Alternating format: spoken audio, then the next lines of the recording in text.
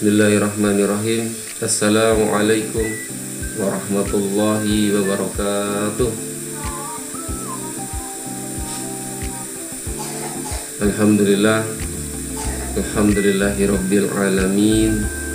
Assalatu wassalamu ala asrafil anbiya'i wal mursalin, sayyidina wa maulana Muhammadin wa ala alihi wa sahbihi ajma'in.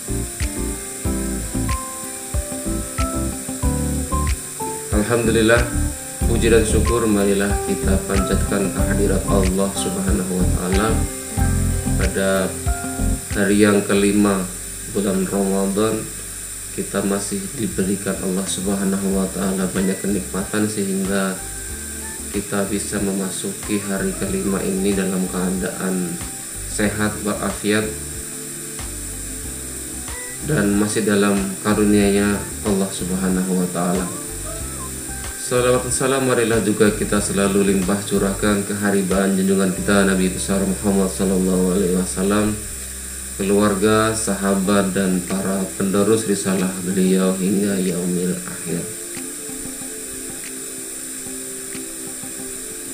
Dalam sebuah hadis yang diriwayatkan oleh Ahmad, Rasulullah sallallahu alaihi wasallam pernah bersabda, An Abi Dzar qala Rasulullah sallallahu alaihi wasallam, tanazu ummati bi khairi ma ajallu ihtaru wa ahuru suhura. Diriwayatkan dari Abu Dzar, ia berkata, Rasulullah sallallahu alaihi wasallam telah bersabda, umatku, kata Rasulullah, akan senantiasa ada dalam kebaikan selama mereka mempercepat buka dan mengakhirkan sahur. Hadis ini kalau kita pahami mengandung dua hal. Jadi hadis yang menyatakan bahwa umatku itu akan senantiasa dalam kebaikan selama mereka mempercepat buka dan mengakhirkan sahur dari Abu Dzar tadi mengandung dua hal. Yang pertama, sunnah bagi orang yang berpuasa untuk mempercepat buka dan mengakhirkan sahur. Itu yang pertama. Jadi sunnah bagi kita kaum muslimin ketika berpuasa, baik puasa Ramadan maupun puasa-puasa sunnah yang lainnya, kita disunahkan dan akan mendapat pahala sunnah ketika kita itu mempercepat berbuka puasa dan mengakhirkan waktu sahur. Mempercepat itu artinya ya ketika sudah waktunya datang, kita cepat berbuka walaupun cuma seteguk air atau sebiji kurma. Kemudian dan kita ketika waktu sahur kita tuh mengakhirkan, berarti dekat-dekat sholat subuh begitu bersahurnya, itu sunnah. Artinya dalam hal seperti ini saja kita dapat pahala dari Allah Subhanahu wa taala, yaitu pahala sunnah. Kemudian kandungan yang kedua dari hadis tadi, bahwa umat Islam itu akan selalu berada dalam kebaikan selama menjalankan sunnah Nabi dan menyalahi kebiasaan orang kafir. Ya. Yang kedua ya, jadi makna yang kedua dari hadis tadi, bahwa umat Islam akan senantiasa dalam kebaikan selama menjalankan sunnah Nabi, menyalahi kebiasaan orang kafir. Karena dalam hadis ini merupakan dalam penjelasannya ya, hadis ini kebiasaan orang Yahudi itu pada zaman dulu itu tuh kalau sahur mereka tuh mempercepat sahur.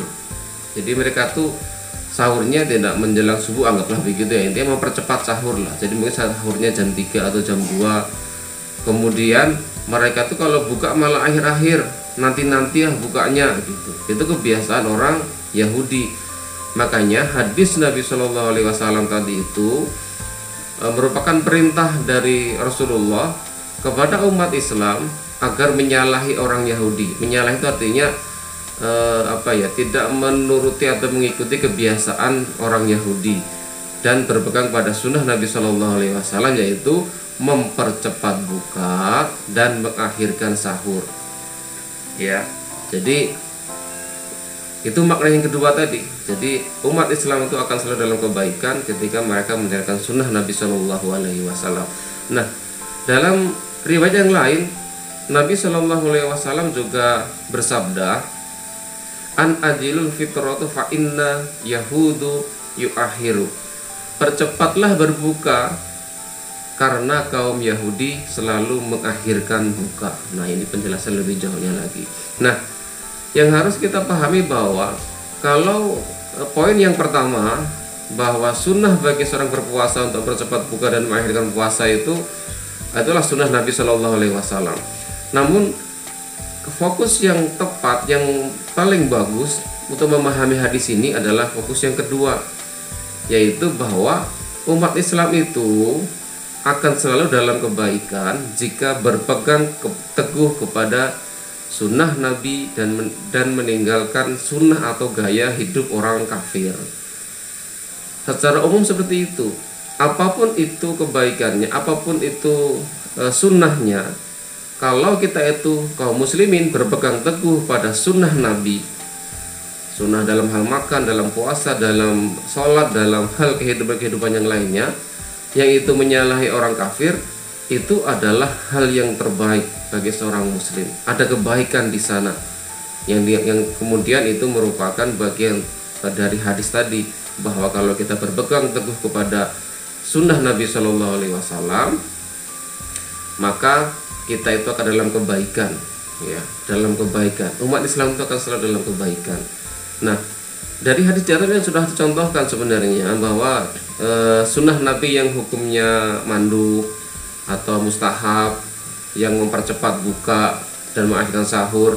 Nah, dari sini kita bisa tarik mafhum mukhalafahnya, bahwa jika kita itu berpegang teguh pada syariat yang dan hukum sunnah atau mandub saja, akan mendapat kebaikan. Ya. Yang sunnah saja loh, kata Rasulullah, kita itu akan mendapatkan kebaikan. Apalagi kalau kita tuh berpegang teguh pada syariat yang wajib, tentu ada banyak kebaikan yang lebih daripada sunnah tadi itu.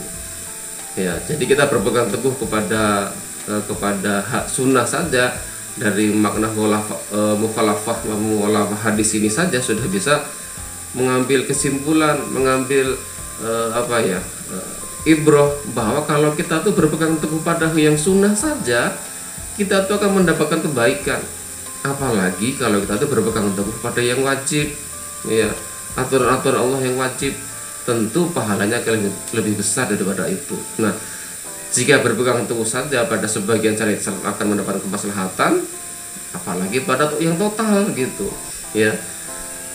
Kalau kita berpegang teguh pada satu saja syariat, itu akan mendapatkan kebaikan, akan mendapatkan kemaslahatan. Apalagi sekali lagi, kita itu berpegang teguh pada semua syariat Allah Subhanahu wa taala, tentu kemaslahatan yang akan kita peroleh itu akan lebih besar, lagi daripada yang tadi kita cuma melaksanakan satu sunnah saja, apalagi yang wajib, ya. Makanya tentu keberkahan hidup manusia itu kan semakin berkah sekali kalau kemudian kita itu tidak hanya berpegang teguh pada satu sunnah saja, tapi kita berpegang teguh pada semua, baik sunnah maupun yang wajib. Nah, Syekh Muhammad Ismail dalam kitabnya Fikrul Islam itu menuturkan ada sebuah kaidah syariah yang bunyinya di mana saja, kata Syekh Muhammad Ismail, di mana saja ada syariat, maka di sana ada kemaslahatan. Ya. Ini sudah sering dan kita harusnya tahu bahwa ketika kita melaksanakan perintah Allah itu pasti ada kemaslahatan di sana, ada kebaikan di sana. Jadi di mana saja ada syariat itu pasti ada kemaslahatan. Ya, dan inilah merupakan keyakinan bagi seorang muslim harusnya, bahwa syariat Islam, aturan Allah yang diturunkan oleh Allah Subhanahu wa taala itu pasti akan membawa kemaslahatan, akan membawa kebaikan. Kenapa? Karena aturan Allah, syariat Islam itu berasal dari Allah Subhanahu wa taala yang Maha tahu, yang Maha mengerti akan diri kita. Sehingga kalau kita itu berpegang teguh pada syariatnya, pada aturannya, maka ada kebaikan di sana, ada kemaslahatan di sana. Sebaliknya tentunya kalau kita meninggalkan syariat, meninggalkan aturan Allah, baik yang wajib maupun yang sunnah, maka ya akan membawa pada pada bencana dan malapetaka. Itu yang harus kita yakini sebagai seorang muslim. Konsekuensi seorang muslim ya ketika dia memilih Islam ya harus begitu. Dia harus kemudian yakin bahwa syariat Islam, aturan Allah yang diterima oleh Allah Subhanahu wa taala itu pasti akan membawa kebaikan, pasti akan membawa kemaslahatan, dan kalau meninggalkannya ya akan membawa pada bencana dan malapetaka. Itu yang harus kemudian kita yakini. Nah, ada juga firman Allah Subhanahu wa taala sebagai penguat terhadap ini, bahwa Allah berfirman, "Wa man a'radu an dzikri fa innallahu ma'isyatan dhanka wa nahsuruhu yaumal qiyamati akma," kata Allah. Dalam surah At-Taha ayat 123. Dan barang siapa, kata Allah, berpaling dari peringatanku, barang siapa berpaling dari peringatanku, maka sungguh dia akan menjalani kehidupan yang sempit, dan kami akan mengumpulkannya pada hari kiamat dalam keadaan buta. Ini firman yang sangat tegas sekali Allah Subhanahu wa taala ini dalam surah At-Taha ini.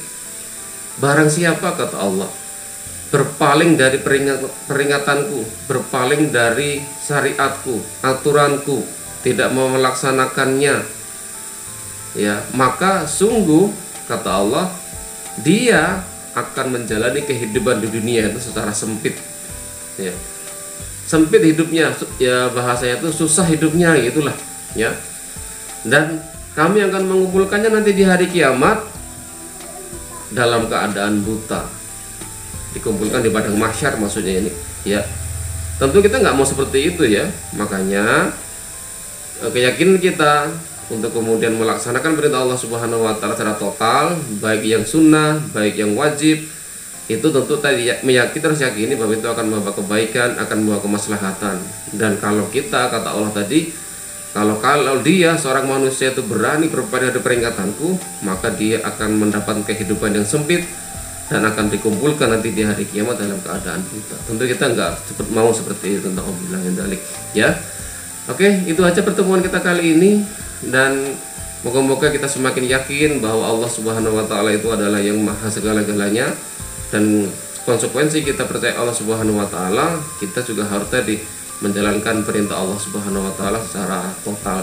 Yang sedikit saja itu akan membawa keberkahan, akan membawa kemaslahatan, apalagi kalau kita melaksanakan secara total, secara keseluruhan. Tentu ada kebaikan di sana, baik dari kehidupan pribadi, kebaikan di masyarakat, dan kebaikan berbangsa dan bernegara. Itu aja yang pertemuan kita kali ini. Mohon maaf atas segala kekurangan. Billahi taufik wal hidayah. Assalamualaikum warahmatullahi wabarakatuh.